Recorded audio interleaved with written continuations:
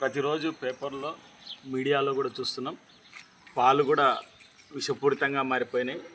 తాగాలంటే పాలు తాగమని డాక్టర్లు చెప్తారు, కానీ ఆ తాగే పాలు కూడా చాలా విషపూరితంగా మారిపోయి కల్తీ పాలే మనకు దర్శనమిస్తున్నాయి. అలాంటి తరుణంలో చాలా సులభంగా మన ఇండ్ల దగ్గరనే చేసుకునేటువంటి కషాయం మనం తయారు చేసుకోవచ్చు. కరివేపాకు, తులసి, అల్లం, తర్వాత తాటి బెల్లం వాటిని వాడి మనం ఒక 5-6 నిమిషాలు మరగబెట్టి ఇలాంటి కషాయం చేసుకొని తాగితే ఆరోగ్యానికి మంచిది. స్వరంలో ఏమైనా తేడా ఉంటే కూడా అది కూడా కవర్ అవుతుంది.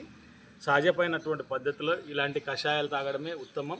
బయట ఛాయలు కూడా బంద్ చేయాల్సిందిగా కోరుతున్నాం.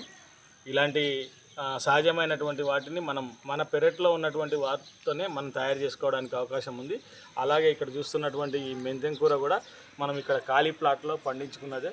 ఈ విధంగా చిన్న ఖాళీ ప్లాట్లను కూడా మనం ఉపయోగించుకుంటే అద్భుతమైనటువంటి ఇవి మనకు తయారైతాయి. ఇక్కడ కనిపిస్తున్నది పుండికూర, గోంగూర. మనం పుండికూర అంటాం, గోంగూర సహజమైన అత్యధిక పోషక విలువలు ఉన్నది కూడా ఇదే. మహిళలకు కూడా చాలా అద్భుతంగా ఇది మెడిసిన్ లాగా పనిచేస్తుంది. ఇలాంటి సహజమైనటువంటిది మన పూర్వీకులు అందించారు.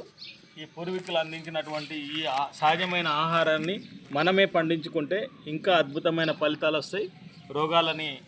రోగాలు దరిచేరకుండా మనం చూసుకోవడానికి అవకాశం ఉంటుంది.